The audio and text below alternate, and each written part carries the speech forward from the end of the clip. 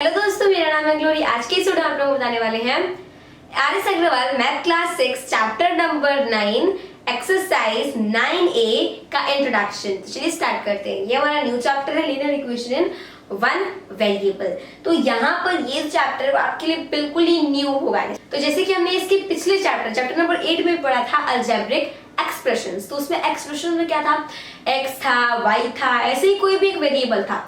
तो हम सब ये वाकिफ है, मतलब इससे हम वाकिफ है, जानते हैं इसको भाई कि वेरिएबल क्या होता है, कांस्टेंट क्या होता है, राइट। तो वेरिएबल का मतलब होता है कि जितने भी अल्फाबेट्स हैं A to Z that is called variable, and जितने भी 1 to इन्फिनिटी के नंबर्स हैं वो हमारे कांस्टेंट है। और उसमें हमने ये भी पढ़ा था एक्सप्रेशंस के बारे में, ठीक है, जिसमें इन्हीं वेरिएबल और कांस्टेंट का यूज हुआ था, ठीक है। अब यहाँ पर क्या होगा दोस्तों, अब यहाँ पर यूज होगा इक्वेशंस का। देखिए चैप्टर का नाम ही है linear equations in one variable, ठीक है। मतलब कि दोस्तों यहाँ पर इक्वेशन की बात हो रही है। सबसे पहले हमें ये जानना है इक्वेशन क्या होता है भाई। लेट्स सी इक्वेशन क्या होता है। इक्वेशन मतलब दोस्तों शोइंग इक्वालिटी, शोइंग इक्वालिटी। अब ये नहीं कि आपने नोट्स बनानी स्टार्ट कर दी, चलो चलो भाई इन्होंने लिखवाया है equation is equal to showing equality, sir ने लिखवाया है चलो बना लेते हैं, नहीं, ठीक है। मैं ऐसे ही बता रही हूँ कि इसका मतलब क्या होता है। तो शोइंग इक्वालिटी, मैंने क्या लिख दिया, आप लोगों की वजह से हुआ। शोइंग इक्वालिटी क्या मतलब है, देखिए इक्वालिटी, इसी में आ रहा है हमारा वर्ड इक्वल। मतलब कि दोस्तों अगर मेरे पास इधर 7 है और इधर 7 है और मैं बीच में बोलूं कि आप एक साइन लगाओ, ग्रेटर देन, लेस देन और इक्वल्स का, तो आप क्या लगाओगे, इक्वल्स टू का लगाओगे, है ना दोस्तों, आप इक्वल्स टू का लगाएंगे। इसी तरीके से क्या होता है कि यहाँ पर आपको कोई एक्सप्रेशन दी होगी और इधर कोई एक्सप्रेशन दी होगी और बीच में इक्वल्स टू लग जाएगा, वही बन जाएगी हमारी इक्वेशन। अभी क्या होता है, ऐसी एक बड़ी सी एक्सप्रेशन दी रहेगी भाई, वो एक्सप्रेशन कहला गई।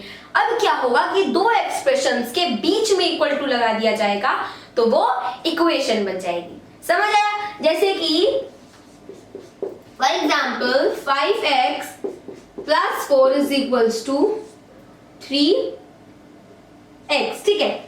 तो यहाँ पर ये क्या है, ये हमारी एक इक्वेशन है। और देखिए देखने में भले नहीं लग रहा है कि वो इक्वल है, पर ये दोनों क्या है, इक्वल है, ठीक है, ये दोनों इक्वल है। तो ये हमारी क्या बन गई, एक इक्वेशन बन गई, सीधी सी बात है। अब चलिए करते हैं ओके। अब हम सीखेंगे दोस्तों लीनियर इक्वेशन क्या होता है। अभी तक हमने सीखा इक्वेशन, क्योंकि दोस्तों चैप्टर तो पहले समझ ले, चैप्टर के नाम में क्या है भाई वो तो समझ ले दोस्तों। तो अभी हमने सीखा व्हाट इज इक्वेशन, अब हम सीखेंगे लीनियर इक्वेशन क्या है। तो देखिए लीनियर इक्वेशन का मतलब है ऐसी इक्वेशन जिसकी जो पावर हो हाईएस्ट पावर, ठीक है, पावर नहीं हाईएस्ट पावर इज 1। जैसे कि फॉर एग्जाम्पल अगर मेरे पास यहाँ पर क्या है, अगर माना कि 3y + 9 = 10 है, ठीक है। तो अब यहाँ पर इसका क्या मतलब है कि इसमें ये जो इक्वेशन है दोस्तों, इसमें जो इसकी पावर होगी वो क्या होगी, हाईएस्ट पावर क्या होगी, 1 होगी। जैसे कि अगर इसकी पावर 1 है, इसकी भी 1 है, इसकी भी 1 है, तो इन तीनों में दोस्तों हाईएस्ट पावर क्या है, 1 है। अगर माना कि यहाँ पे मैं कर दूं इसकी पावर 2, या फिर इसको छोड़िए, मैं एक काम करती हूँ, मैं इसकी पावर कर देती हूँ 2, तब क्या ये लीनियर इक्वेशन होगा, नहीं होगा, क्योंकि पावर इसकी हाईएस्ट क्या हो गई, 2 हो गई, क्योंकि 1 से भी बड़ा तो 2 है ही, है ना। तो इसलिए क्या हो जाएगा कि हाईएस्ट पावर 1 हो तभी वो लीनियर इक्वेशन कहलाएगा। तो ये आपकी लीनियर इक्वेशन का एग्जांपल हो गया, ठीक है। जरूरी नहीं यही हो, कोई भी हो सकता है, बस उसकी पावर हाईएस्ट क्या होनी चाहिए, 1 होनी चाहिए। अच्छा, अब हम सीखेंगे solution of an equation. Equation का सॉल्यूशन कैसे निकालते हैं भाई।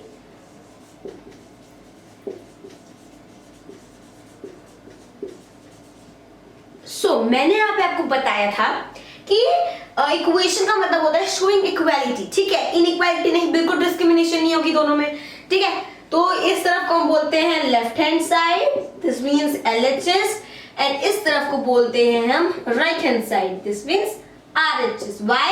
Because ये हमारे लेफ्ट हैंड की तरफ है और वो राइट हैंड की तरफ है, ठीक है, तभी left hand side right hand side. Okay, तो इस यहाँ पे क्या मतलब है शोइंग इक्वालिटी का कि left hand side is equals to right hand side. मतलब कि अगर यहाँ पे मैंने इक्वेशन लिखा है दोस्तों, इसका मतलब क्या हुआ कि ये दोनों इक्वल होंगे। यहाँ पर लिखा है इसका मतलब कि ये दोनों इक्वल होंगे, जैसे कि 3x - 5 इज इक्वल्स टू 7, ठीक है।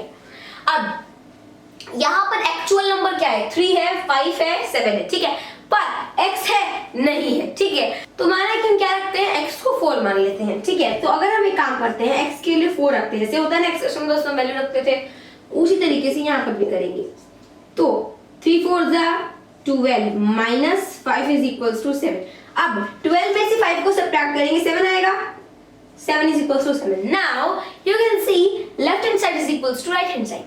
तो मतलब कि x is equals to 4 क्या है, इस इक्वेशन का सॉल्यूशन है, यही कहलाता है सॉल्यूशन। क्योंकि मैंने आपको बताया कि अगर आपके पास ये इक्वेशन है तो इसका मतलब कि दोनों इक्वल हैं। आप ये दिखा रहे हैं कि ये दोनों इक्वल हैं। कैसे इक्वल है? अब इनका जो सॉल्यूशन होगा उसको अगर हम यहाँ पे रखेंगे, उसको अगर हम करेंगे तो वो इक्वल आएंगे दोनों, आप चेक कर सकते हैं, ऐसे होता है, ठीक है। अगर माना कि दोस्तों आप यहाँ पर 5 रख देंगे, ठीक है, अगर आप x = 5 रख देंगे तो क्या यहाँ पे 7 आएगा, लेफ्ट हैंड साइड में 7 आएगा? नहीं आएगा, ठीक है। और यहाँ पर अगर 7 नहीं आएगा, दूसरा नंबर आ जाएगा, तो ये दोनों तो नॉट इक्वल्स टू हो जाएंगे ना, ठीक है। तो वो इक्वेशन कहां से हुई, है ना। तो इसीलिए दोस्तों सॉल्यूशन ऐसा होना चाहिए कि हाँ भाई वो इक्वेशन बन जाए। ओके, तो इस तरीके से ये हो गया सॉल्यूशन ऑफ एन इक्वेशन, ठीक है। तो ऐसे आपको ऐसे क्वेश्चन आएंगे एक्सरसाइज में कि आपको एक इक्वेशन दी होगी एंड देन आपको क्या करना होगा कि आपको सॉल्यूशन भी दिया होगा, अपने से नहीं करना है, आपको सॉल्यूशन भी दिया होगा, आपको क्या करना है, उसे चेक करना है कि हाँ इस इक्वेशन का ये सॉल्यूशन है या नहीं है। मैंने आपको बताया ना, अगर माना कि मैं यहाँ पर के दे दूं x = 5 और मैं आपसे पूछूं कि अब बताइए कि इस इक्वेशन का सॉल्यूशन x = 5 है कि x = 4 है, तो x = 5 रखेंगे तो ये दोनों इक्वल आएंगे? नहीं आएंगे। और अगर हम x = 4 रखेंगे तो ये दोनों इक्वल्स आएंगे, ठीक है। इसलिए सॉल्यूशन का मतलब आई होप आपको सबको समझ में आ गया होगा। आगे की चीज क्या है, सॉल्यूशन ऑफ एन इक्वेशन हो गया। आगे की चीज क्या है, solving a linear equation by the trial and error method. Now हम सीखेंगे solution of N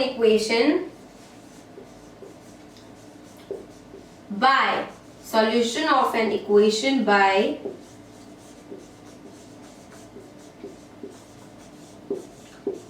trial and error method, ठीक है।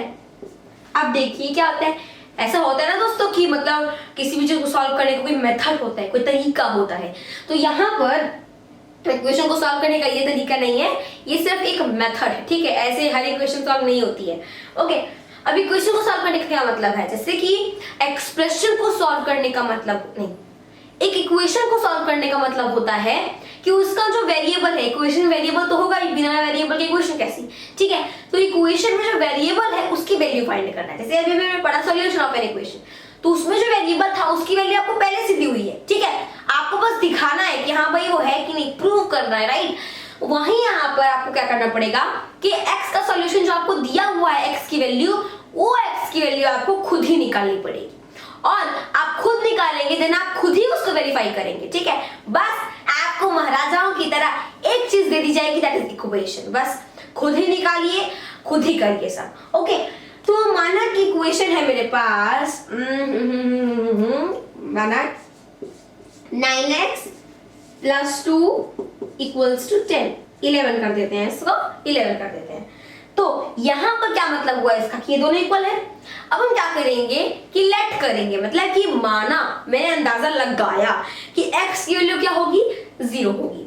सो अगर आप 9 की वैल्यू 0 रखेंगे एंड देन +2 = 11, तो 9 का 0 मल्टीप्लाई किया 0 आ गया, भाई खत्म, टाटा बाय बाय, फिनिश हो गया। तो ये इक्वल आए? नहीं आए।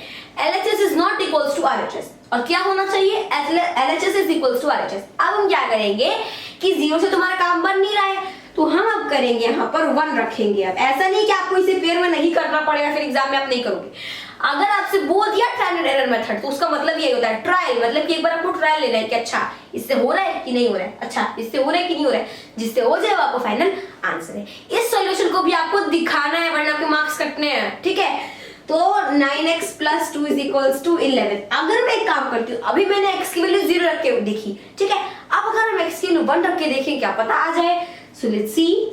तो इधर रख दिया 1 + 2 = 11। सो 9 1 9 + 2 = 11 and here is 11 = 11। वाओ, तो मतलब यहाँ पे इक्वल आ गया। अगर 1 से भी नहीं काम बनता तो हम 2 पे जाते, 2 से भी नहीं होता तो हम 3 पे जाते, 3 से भी नहीं होता तो हम 4 पे जाते।